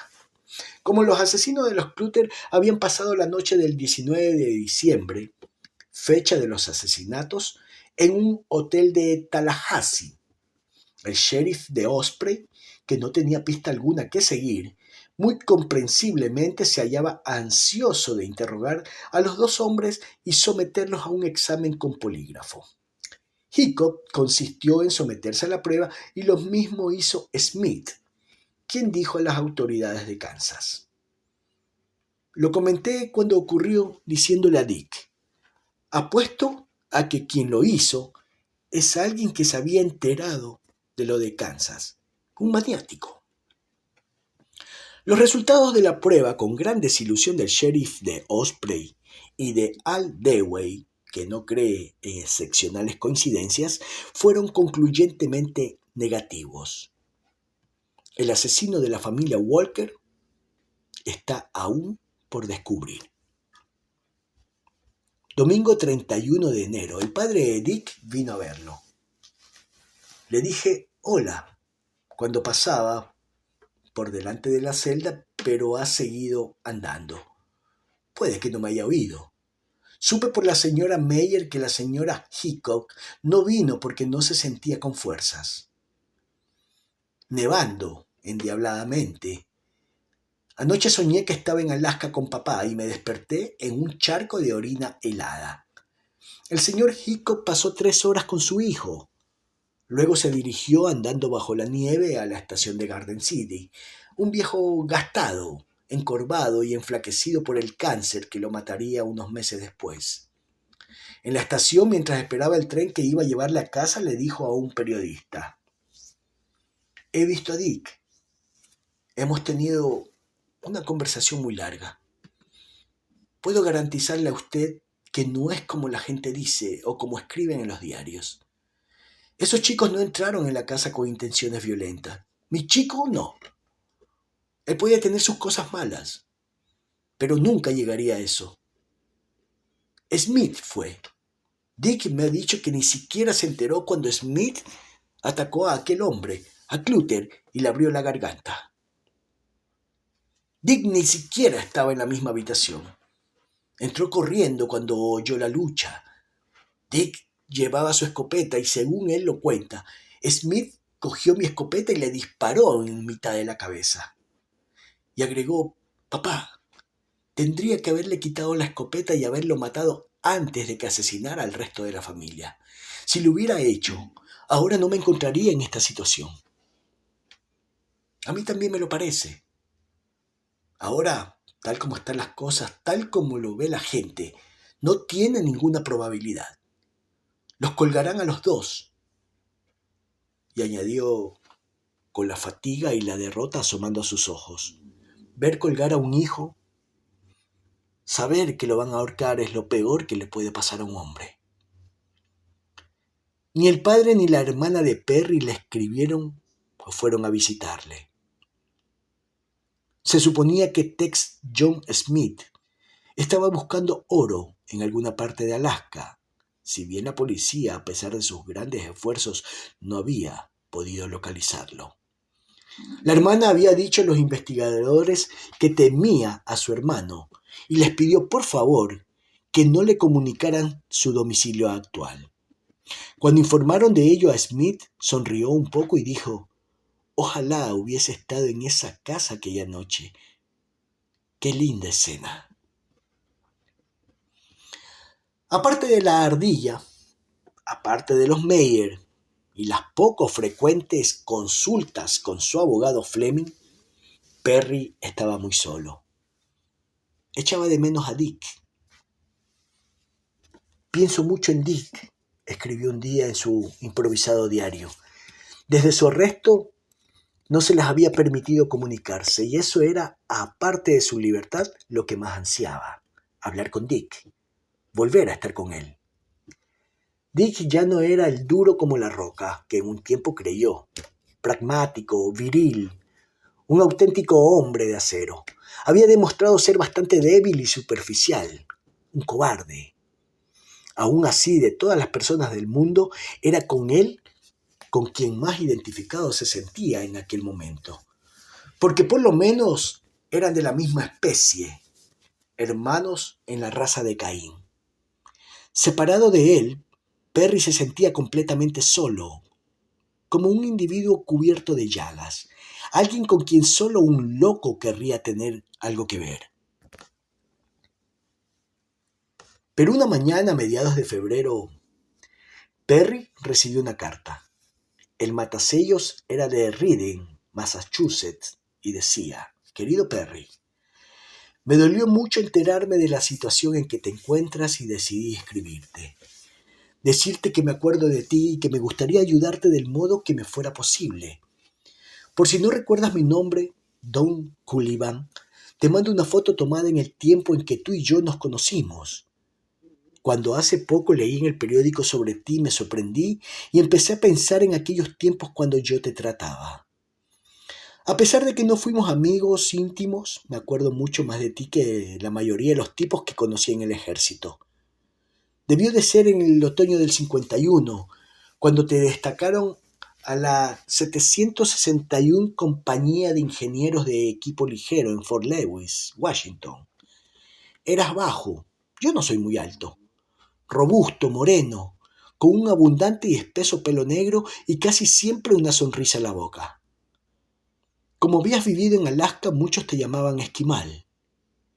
Una de las primeras veces que me fijé en ti fue durante una inspección de la compañía en la que nos abrieron todos los armarios. Todos los armarios estaban en orden, incluso el tuyo, solo que tenía la tapa llena de fotografías de chicas. Todos pensamos que te la ibas a cargar, pero el oficial de inspección se lo tomó bien y cuando todo acabó, recuerdo que todos pensamos que eras un tío de narices. Recuerdo que jugabas bastante bien al billar y te puedo ver aún en la sala de recreo de la compañía, jugando. Eras uno de los mejores conductores de camión del cuerpo. ¿Te acuerdas de los ejercicios que nos hacían hacer?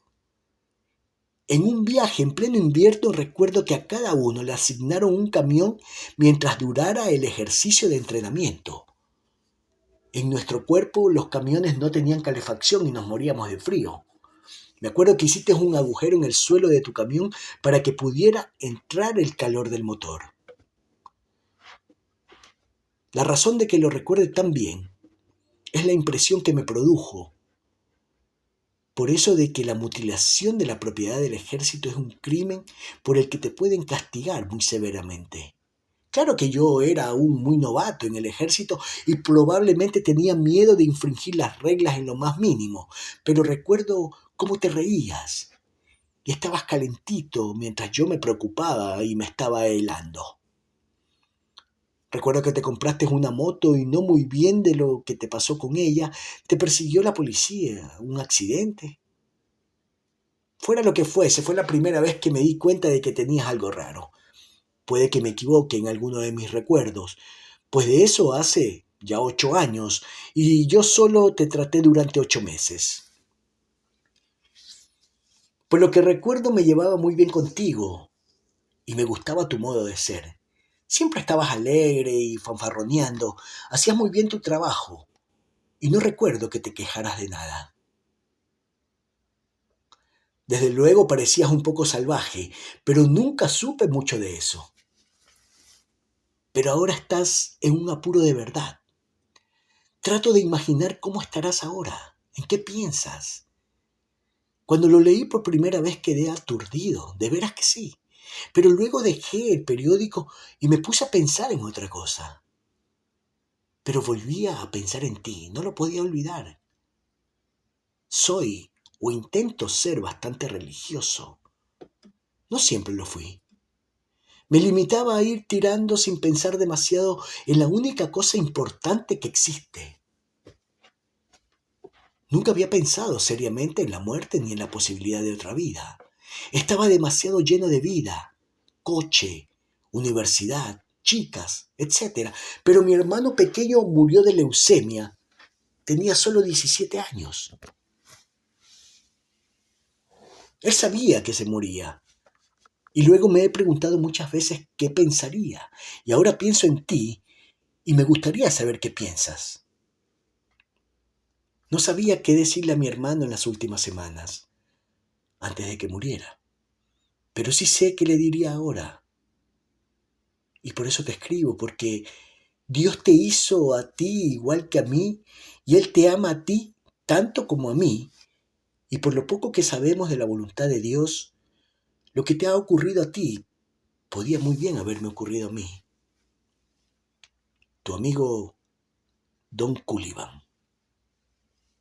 El nombre no le decía nada, pero Perry reconoció inmediatamente la cara de la fotografía. Un soldado joven con el pelo al cepillo y ojos redondos muy serios. Leyó la carta muchas veces y a pesar de que las alusiones religiosas le parecieron muy poco persuasivas, la carta lo conmovió. He intentado creer, pero no creo. No puedo. Y fingir no sirve de nada. Había alguien que le ofrecía ayuda, un hombre cuerdo y respetable que la había tratado en otro tiempo y que le había tenido simpatía. Un hombre que firmaba tu amigo. Lleno de agradecimiento, a toda prisa, comenzó su carta. Querido Don, caramba, claro que me acuerdo de Don Cullivan. La celda de Hickok no tenía ventana. Daba a un espacioso corredor y a las otras celdas. Pero no estaba aislado, tenía gente con quien hablar. Una variedad de borrachos, falsificadores, hombres que habían pegado a sus mujeres, vagabundos, mexicanos, y Dick, con su desenvoltura parlanchina de confidente, sus anécdotas sexuales, sus chistes verdes, era popular entre los reclusos, aunque había uno que no quería saber nada de él, un viejo que le silbaba: ¡Asesino! ¡Asesino!, que una vez le había arrojado un cubo de sucia agua de fregar. Exteriormente, Hickok parecía a todos un joven singularmente despreocupado. Cuando no alternaba o dormía, estaba tumbado en su litera fumando o mascando chicle o leyendo revistas de deporte o novelas policíacas. A menudo se limitaba a pasarse horas silbando sus melodías preferidas. You must have been a beautiful baby. Shove off to Buffalo. Con la vista fija en la desnuda bombilla que colgaba del techo de la celda y estaba encendida noche y día. Odiaba la monótona vigilancia de aquella luz. Perturbaba su sueño y, más concretamente, ponía en peligro el éxito de un íntimo proyecto: fugarse. Porque el prisionero no se sentía tan despreocupado como aparentaba, ni tan resignado. Intentaría todo lo posible para evitar balancearse en el gran columpio. Convencido de que esa ceremonia sería el resultado de cualquier proceso, y más si el proceso tenía lugar en Kansas, había decidido tomárselas. Coger el primer coche y poner pies en Polvorosa. Pero antes necesitaba un arma, y hacía semanas que se dedicaba a la confección de una. Algo muy parecido a un punzón para romper el hielo y que se metería con suavidad mortal entre los omóplatos del vicesheriff Meyer. Los componentes del arma, un pedazo de madera y un alambre duro, formaban parte originariamente de un cepillo de retrete del que él se había apropiado, desmontándolo y escondiéndolo debajo de su colchoneta. Tarde, de noche, cuando los únicos ruidos eran ronquidos, tos y los lúgubres quejidos del ferrocarril de Santa Fe que retumbaban en la ciudad a oscuras, afilaba el alambre contra el suelo de cemento de la celda y mientras trabajaba trazaba sus planes. El primer invierno, después de terminar el bachillerato, Hickok había recorrido Kansas y Colorado haciendo autostop. Era cuando iba buscando empleo. Bueno, pues una vez en un camión el conductor y yo empezamos a discutir por nada especial, pero la emprendió a porrazos conmigo. Me plantó en la carretera, allá en lo más alto de las Rocallosas. Caía agua nieve y anduve muchos kilómetros con la nariz sangrando como 15 puercos. Entonces llegué a un grupo de cabañas en una vertiente boscosa. Cabañas de verano, todas cerradas y vacías en aquella época, y me metí en una. Había leña y latas de conserva y hasta algo de whisky. Me quedé allí una semana y fue una de las veces que mejor lo pasé en toda mi vida, a pesar de que me dolía la nariz y tenía los ojos verdes y amarillos, y cuando terminó de nevar, salió el sol. Nunca he visto cielo igual, como en México. Si en México hubiera clima frío. Registré las demás cabañas y encontré jamón, una radio y un rifle. Fue estupendo. Todo el día por allá con el rifle, dándome el sol en la cara. Chico, qué bien lo pasé. Me sentía como Tarzán. Por las noches, envuelto en una manta junto al fuego, me hartaba de alubias con jamón frito y me dormía oyendo música en la radio. Nadie se acercó por allí. Apuesto que hubiera podido quedarme hasta la primavera. Si la fuga tenía éxito, eso es lo que Dick pensaba hacer, dirigirse a las montañas de Colorado y buscar una cabaña donde esconderse hasta la primavera. Solo, claro. El futuro de Perry le tenía sin cuidado. La perspectiva de un intermedio tan idílico aumentaba el inspirado fervor con que afilaba su alambre, limándolo hasta conseguir la flexibilidad y finura de un estilete. Jueves 10 de marzo. El sheriff hizo una inspección. Revisó todas las celdas y encontró un alambre afilado debajo de la colchoneta de Dick. Quisiera saber qué se proponía. Sonrisa. Y no es que Perry lo considerase cosa de risa, porque Dick, en posesión de un arma eficaz, podría haber desempeñado un papel decisivo en los planes que él mismo trazaba. Con el paso del tiempo se había familiarizado con la vida de la plaza del Palacio de Justicia, con sus parroquianos y sus costumbres. Los gatos, por ejemplo, aquellos dos escuálidos gatos grises que aparecían siempre al anochecer y rondaban la plaza, parándose a inspeccionar los coches aparcados en su periferia, conducta que lo tuvo intrigado hasta que la señora Meyer le explicó que los gatos buscaban los pájaros muertos que habían quedado enganchados en la rejilla de los radiadores de los coches. A partir de entonces le resultó doloroso contemplar sus maniobras. ¿Por qué he pasado la vida haciendo lo que ellos hacen? El equivalente. Había un hombre al que Perry observaba con particular interés, un caballero robusto, erguido, con el pelo que parecía un casquete plata y gris, la cara llena de mandíbula firme, tenía en reposo una expresión algo malhumorada, con las comisuras de la boca hacia abajo, los ojos bajos como sumidos en tétricos ensueños. La viva imagen, en fin, de la severidad inexorable. Y sin embargo, aquella era una impresión en parte inexacta porque de vez en cuando el prisionero lo veía detenerse a hablar con otros hombres, bromear y reír con ellos, y entonces parecía despreocupado, jovial y generoso. La clase de personas que ve el lado humano de las cosas. Condición importante porque el hombre era Roland H. Tate, juez del Distrito 32, el jurista que iba a presidir el Tribunal del Estado de Kansas en el juicio contra Smith y Hickok. Tate, como pronto supo Perry, era un nombre antiguo y temido en Kansas occidental. El juez era rico, criaba caballos, poseía muchas tierras y se decía que su mujer era muy hermosa. Había tenido 2 hijos, pero el menor había muerto. Tragedia que afectó mucho a sus padres y les llevó a adoptar un niño, comparecido ante el tribunal como abandonado y sin familia. Se me antoja que tiene corazón blando, le dijo Perry a la señora Meyer una vez. Puede que nos dé una oportunidad. Pero no era eso lo que Perry de veras creía. Creía en lo que le había escrito a Don Cullivan, con quien mantenía una correspondencia regular. Su crimen era imperdonable y estaba plenamente convencido de que subiría aquellos 13 escalones.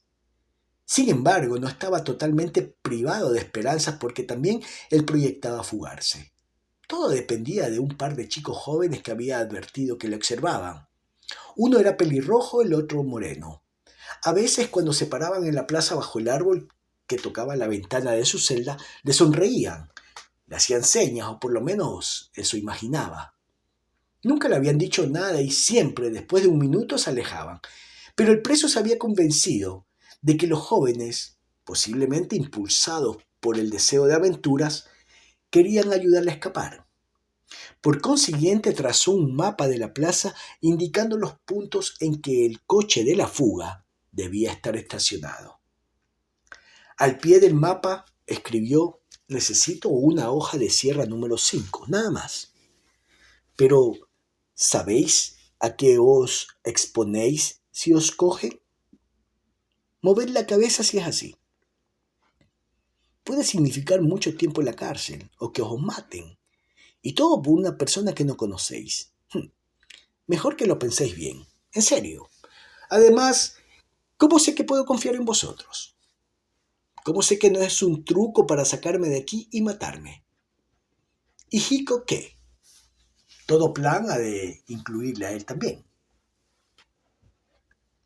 Perry guardó el documento en su mesa, plegado y pronto para arrojarlo por la ventana la próxima vez que aparecieran los jóvenes. Pero no volvieron a aparecer, nunca más los vio. Con el tiempo llegó a preguntarse si los habría inventado. La sospecha de que quizá fuera anormal o acaso loco le preocupaba hasta cuando era pequeño, porque mis hermanas se reían de mí porque me gustaba la luz de la luna, esconderme en las sombras y contemplar la luna. Fantasmas o no, dejó de pensar en los jóvenes. Otra forma de fuga, el suicidio. Los reemplazó en sus meditaciones y a pesar de las precauciones del carcelero, nada de espejo, ni cinturón, ni corbata, ni cordones de zapatos. Había hallado la forma de perpetrarlo. Porque su celda estaba también provista de una bombilla en el techo que no se apagaba nunca. Pero a diferencia de Hickok, tenía una escoba en la celda y con ella podía desenroscar la bombilla. Una noche soñó que desenroscaba la bombilla, la rompía y con los cristales se cortaban las muñecas y tobillos. Sentí que la respiración y la luz me abandonaban, dijo posteriormente, describiendo sus sensaciones. Las paredes de la celda se abrieron, el cielo cayó y vi el enorme pájaro amarillo. A lo largo de toda su vida, niño, pobre y maltratado, adolescente de vida libre y hombre encarcelado, el pájaro amarillo, enorme y con cabeza de papagayo, había aparecido en los sueños de Perry, como ángel vengador que agredía a sus enemigos o como ahora los socorría en momentos de peligro mortal. Me levantó como si no pesara más que un ratón y empezamos a subir y a subir. Yo veía la plaza, allá abajo, llena de hombres que corrían, aullaban. El sheriff disparaba contra nosotros, todos furiosos porque yo estaba en libertad. Y volaba, y estaba por encima de todos ellos juntos. La apertura del proceso estaba fijada para el 22 de marzo de 1960. En las semanas que procedieron a esa fecha, los abogados defensores consultaron a menudo a los acusados. Se discutió la conveniencia de pedir un cambio de jurisdicción, pero como el anciano señor Fleming advirtió a su cliente: cualquier lugar de Kansas será lo mismo. Los sentimientos son los mismos en todo el estado. Probablemente las circunstancias son más favorables en Garden City. Es una comunidad religiosa, 11.000 habitantes y 22 iglesias. Y la mayor parte de ministros del culto se oponen a la pena capital. diciendo que es inmoral, poco cristiana. Hasta el reverendo Cowan, el ministro de los Clutter y gran amigo de la familia, ha venido atacando la pena de muerte en sus prédicas en este caso particular. Recuerde que solo podemos intentar salvar sus vidas. Tenemos las mismas probabilidades aquí que en cualquier otra parte.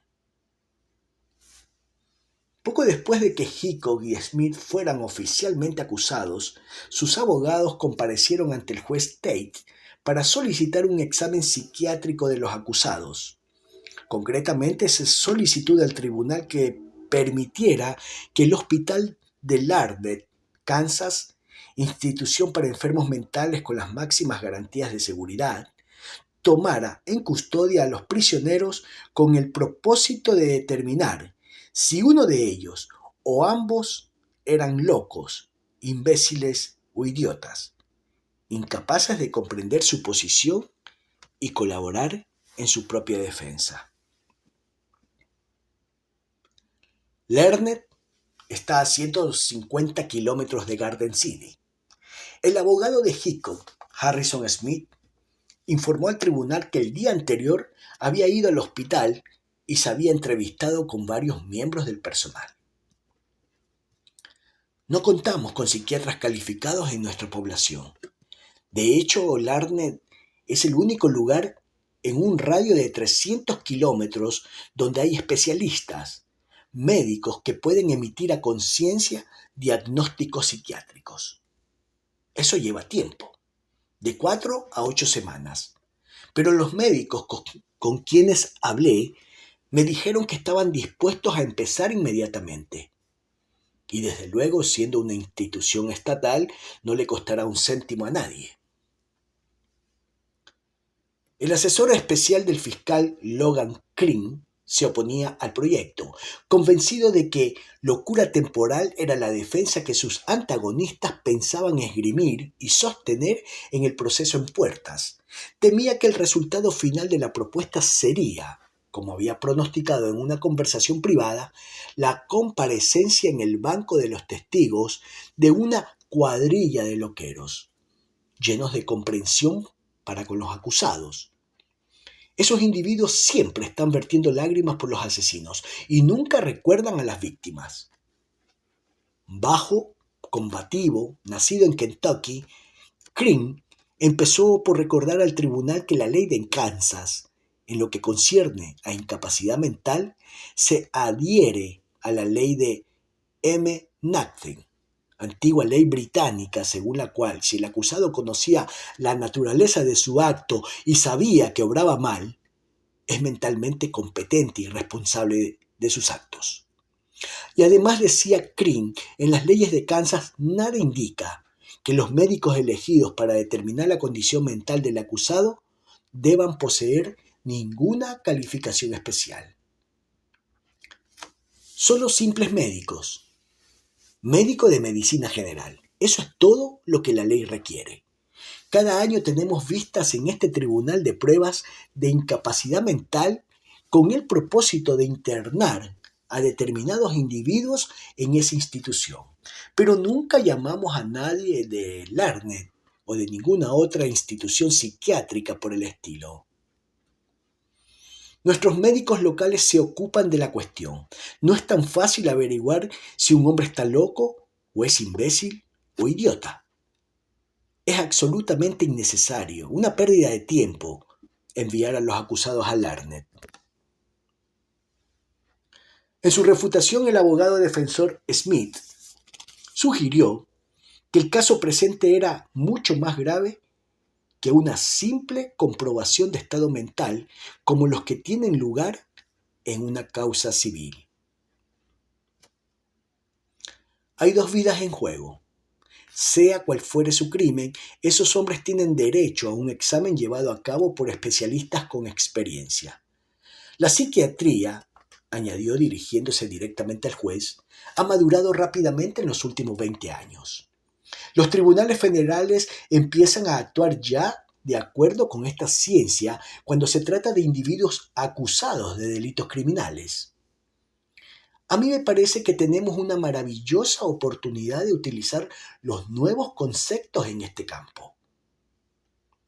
Fue una oportunidad que el juez prefirió rechazar porque, como observó una vez un colega suyo, dijo, Tate es lo que se podría llamar un jurista de texto. No hace nunca experimentos. Se atiene rigurosamente a la letra de la ley. Pero el mismo crítico dijo también, si yo fuera inocente, es él el primer hombre que quisiera tener en el tribunal. Pero si fuera culpable, el último.